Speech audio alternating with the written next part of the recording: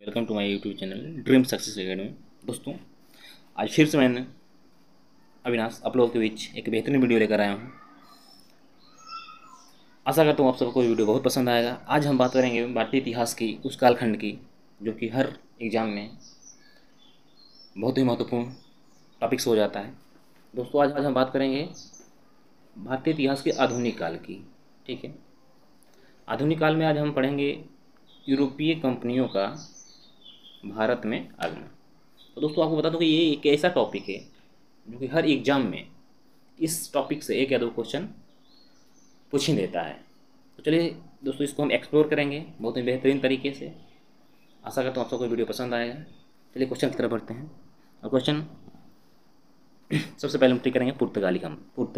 ठीक है, पुर्तगालियों ने सर्वप्रथम वास्को डी गामा को पढ़े हैं, जो कि 1498 ईस्वी में भारत आया था।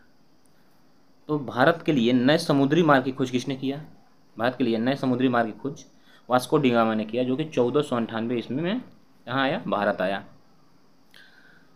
अब इसको भारत पहुँचाने में मदद किसने किया? तो ये दोस्तों आपको बता दूँ, ये अहमद इब्न मजीद, जो कि सहायक लिखा है, यह एक गुजरात का व्यापारी था। क्या था?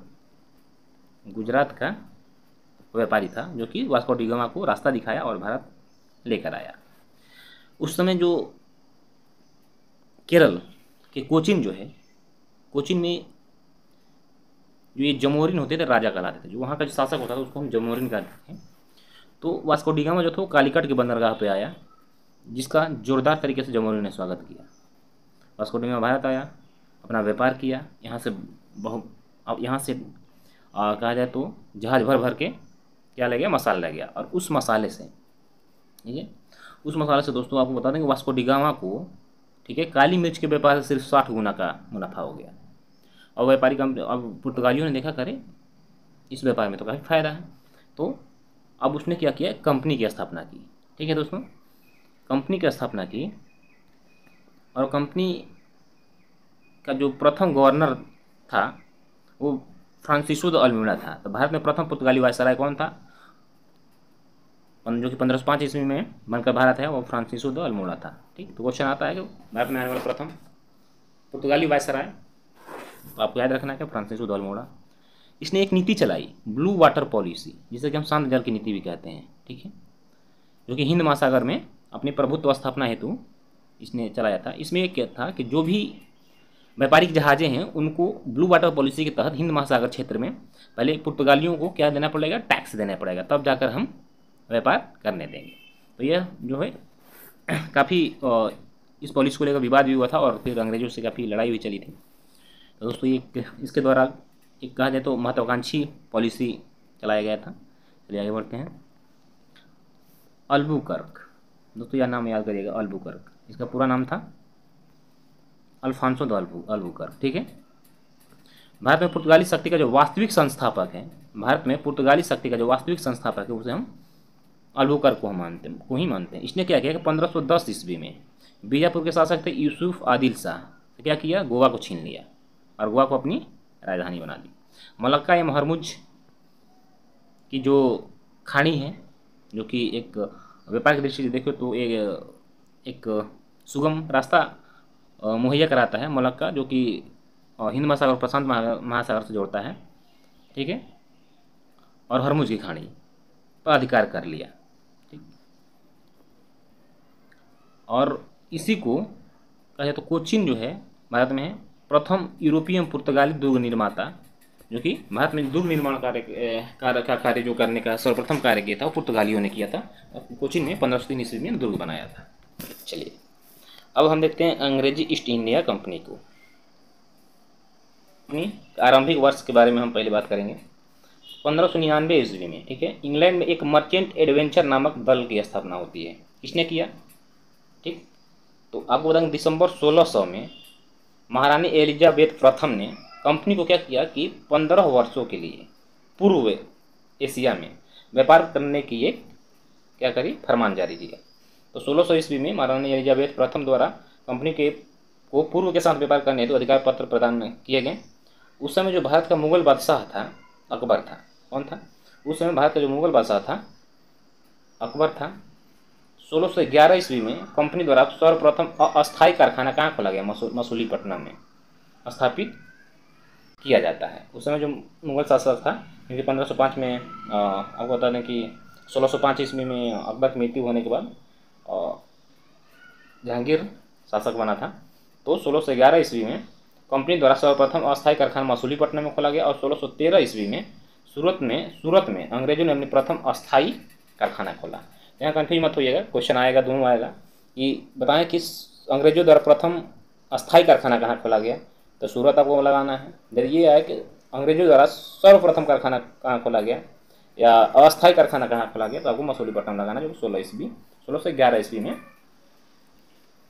शुरू किया गया था किला का निर्माण का कार्य शुरू हुआ था। ठीक है, फ्रांसीसी कंपनी। ठीक है, इसका मूल नाम जो था कंपनी इंडेस ओरिएंटलेस था। ये था, ये जो कंपनी थी एक सरकारी कंपनी थी। इसकी स्थापना सन 1664 ईस्वी में हुई थी और ये काल्वर्ट इसके संस्थापक थे। या लुई 14वें के क्या थे? मंत्री थे।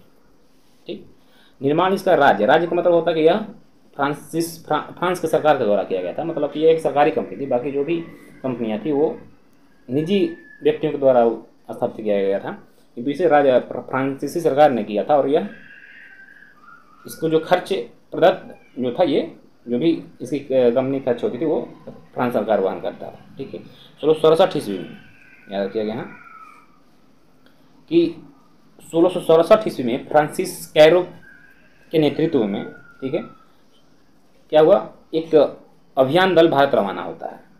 1667 ईस्वी में फ्रांसिस कैरो के नेतृत्व में अभियान दल भारत रवाना होता है। 1668 ईस्वी में सूरत में प्रथम फ्रांसीसी कंपनी की स्थापना होती है। 1668 ईस्वी में सूरत में प्रथम फ्रांसीसी कंपनी की स्थापना होती है और 1669 में मसूलीपट्टनम जो कि दूसरी फ्रांसीसी कोठी स्थापित। चलिए अब ये क्वेश्चन याद कर लिया कि अब किस क्या है कि फ्रांस ने सर्वप्रथम कोठी अपना कहाँ स्थापित किया था, तो दोस्तों सूरत में किया था। चलिए आगे बढ़ते हैं हम महत्वपूर्ण तथ्यों की तरफ। महत्वपूर्ण तथ्यों में आपको व्यापार केंद्र हुगली के स्थान पर अंग्रेजों ने अपने व्यापारिक केंद्र जो है हुगली को न बनाकर सुतानूती, जो कि सुतनौती के नाम से भी अब जाना जाता है, सुतानूती का चयन करने वाला कासिम बाजार की फैक्ट्री का प्रमुख था। कौन? तो आपको बताना है जॉब चार्नक था। सबसे पहले तो अंग्रेजों ने अपनी जो व्यापारिक केंद्र है वो हुगली को न चुनकर सुतानूती को चुना। इसके बाद जो वहाँ पे कासिम बाजार की फैक्ट्री का जो प्रमुख था वो जॉब चार्नक था। कोची ब्रिटिश उपनिवेश के तहत सम्मिलित हुआ कब?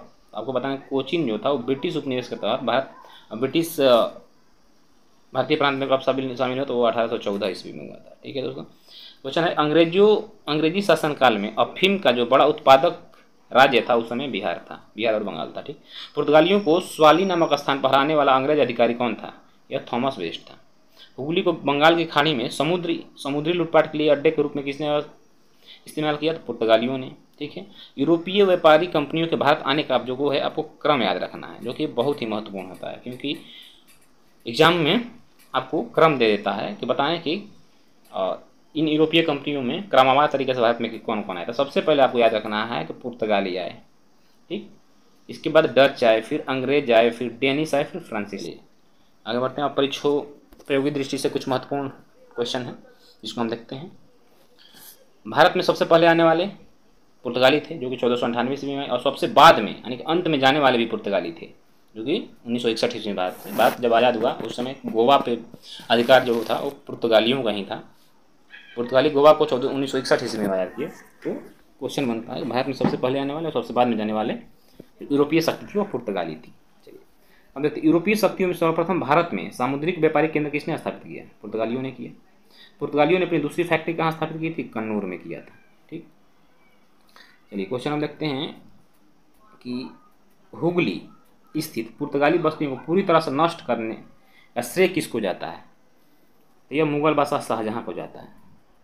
मसूलीपट्टनम जो कि प्रथम डच फैक्ट्री का स्थापना स्थल है, यानी कि डचों ने अपनी प्रथम जो फैक्ट्री खोली थी वो मसूलीपट्टनम में खोली थी। पिपली जो कि बंगाल में है, यह डचों की बंगाल में प्रथम कंपनी फैक्ट्री का स्थापना स्थल था जो कि 1627 ईस्वी में डचों ने स्थापना की है पिपली में। ठीक है, प्रथम डच फैक्ट्री का स्थापना स्थल मसूलीपट्टनम है और बंगाल में जो प्रथम फैक्ट्री खोली गई थी अंग्रेजों डचों के द्वारा, वो पिपली नामक स्थान पर खोला गया था 1627 में। ठीक है दोस्तों, चलिए अब हम विभिन्न यूरोपीय कंपनियों की स्थापना वर्ष को देखेंगे। इससे पहले क्या देखे हमने, इससे पहले हमने देखा कि यूरोपीय कंपनियों का भारत में आगमन। तो सबसे पहले कि कौन आया, आपको ये याद रखना है, सबसे पहले कौन आया। तो सबसे पहले पुर्तगाली आई पी, फिर डच आए, फिर अंग्रेज आए, फिर डैनिश आए, ठीक है, फिर फ्रांसीसी आए। ठीक, अब देखिए, अब आपको याद रखना है कि फ्रांसीसी कंपनियों की स्थापना, तो सबसे पहले 1498 में पुर्तगाली कंपनी का स्थापना होता है। फिर 1599 में ईस्ट इंडिया कंपनी की स्थापना होती है इंग्लैंड में। फिर 1602 में डच ईस्ट इंडिया कंपनी की, 1616 में डेनिश ईस्ट इंडिया कंपनी की स्थापना होती है, और 1664 सबसे अंत में जो है किसी की स्थापना होती है, तो फ्रांसीसी ईस्ट इंडिया कंपनी की। तो आपको यहाँ पे याद करना है कि सबसे पहले स्थापना जो हुआ पुर्तगाली कंपनी की, फिर हुआ इंग्लिश कंपनी की, फिर हुआ डच कंपनी के, फिर हुआ डेनिश के, और फिर लास्ट में फ्रांस के। दोस्तों ये दोनों क्रम क्या करना है, आपको याद रखना है, क्योंकि ये क्वेश्चन आ जाता है कि भारत में यूरोपियों का आगमन, सबसे पहले कौन कौन कंपनियां आई, इसके बाद स्थापना, दोनों पूछ देता। तो आपको बस दोनों तो सबसे पहले पुर्तगाली आए, किंतु ये जो है स्थापना जो है सबसे दूसरे नंबर पे डच से पहले अंग्रेजों ने कर दिया। हाँ, आया था अंग्रेजों से पहले, आपको डच भारत में आ चुके थे। तो आपको ये याद रखना है। चलिए आगे बढ़ते हैं हम अब कि कुछ महत्वपूर्ण संधियाँ देखेंगे। कुछ महत्वपूर्ण संधियाँ यहाँ रखिएगा। इलाहाबाद की संधि होती है कब, 1765 ईस्वी में। पहली संधि हुई, प्रथम संधि हुई 12 अगस्त 1765 को अंग्रेजों और मुगल सम्राट के बीच। मुगल सम्राट उस समय कौन था, शाह आलम द्वितीय था। द्वितीय संधि फिर होती है 16 अगस्त को, ठीक है, 16 अगस्त 1765 को। इसमें अंग्रेज और अवध के नवाब शुजा-उद-दौला के बीच होता है, क्योंकि जो बक्सर का युद्ध हुआ था सन 1764 ईस्वी में हुआ था, और यह इसमें भाग लेने वाले जो शासक थे वो मुगल शासक थे, अवध के शासक थे और बंगाल के शासक थे। मुगल की तरफ से आलम द्वितीय ने भाग लिया, अवध की तरफ से शुजा-उद-दौला ने भाग लिया, और बंगाल की तरफ से मीर कासिम ने भाग लिया था। तो जब ये जो इस युद्ध को अंग्रेजों ने जीत लिया, इसके बाद संधि होती है, जिसमें कि बहुत महत्वपूर्ण जो है कहा जाए तो अंग्रेजों की दृष्टि से काफ़ी महत्वपूर्ण संधि थी। उसमें मुगल साम्राज्य से जो है बंगाल और बिहार की दीवानी छीन ली गई थी। ठीक है, चलिए अब देखते हैं मंगलौर की संधि। मंगलौर की संधि कब हुई, यह वर्ष सन 1784 ईस्वी में होती है अंग्रेजों और टीपू सुल्तान के बीच में। ठीक उसी तरह से देखें तो सालबाई की संधि, ये क्वेश्चन इंपॉर्टेंट है, जो 1782 ईस्वी में होती है अंग्रेजों और मराठों के बीच में। ठीक है दोस्तों, तो याद रखिएगा सालबाई की संधि अंग्रेजों और मराठों के बीच में हुआ सन 1782 ईस्वी में। और मद्रास की संधि जो कि 1769 ईस्वी में होता है, यह हैदर अली और अंग्रेजों के बीच में होता है। ठीक दोस्तों, आज अब हम बात करेंगे अंग्रेज और फ्रांसीसी संघर्ष के बारे में। तो दोस्तों इन लोगों के बीच में, जैसे कि भारत में जो महत्वपूर्ण शक्तियाँ थीं वो फ्रांसीसी कंपनी और अंग्रेजी कंपनियों के बीच बनती नहीं थी, अपने अपने वर्चस्व को लेकर लड़ाई था। तो इन लोगों के बीच में परस्पर युद्ध हुए, तो जो जिसमें प्रथम कर्नाटक युद्ध, जो कि सन 1746-48 के बीच में हुआ। इसे जो तत्कालीन करना था वो अंग्रेज कैप्टन था बर्नेट। उसने क्या किया कि कुछ फ्रांसीसी जहाज़ों पर अधिकार कर लिया। एक तरह से देखा जाए तो उस समय ऑस्ट्रिया में उत्तराधिकारी युद्ध चल रहा था, उसी का यह विस्तार था। ऑस्ट्रिया के उत्तराधिकारी का जब युद्ध समाप्त हुआ 1748 ईस्वी में, तो ये युद्ध भी समाप्त हो गया, और यह एक सलाह सापेर की संधि जो कि 1748 ईस्वी में होती है उसके तहत समाप्त कर दिया गया, जिसमें कि यह युद्ध अनिर्णायक था। इसके बाद हम देखेंगे बांडीवास का युद्ध। दोस्तों ये युद्ध जो था 1760 ईस्वी को होता है। फ्रांसीसी सेना काउंट डी लाली के नेतृत्व में लड़ती है, और अंग्रेजी सेना जो है आर्कुट के नेतृत्व में लड़ती है। इसमें जो है अंग्रेज विजय हो जाते हैं और फ्रांसीसी बुरी तरह से हार जाते हैं। ठीक है दोस्तों, हिस्ट्री से संबंधित कुछ महत्वपूर्ण प्रश्न।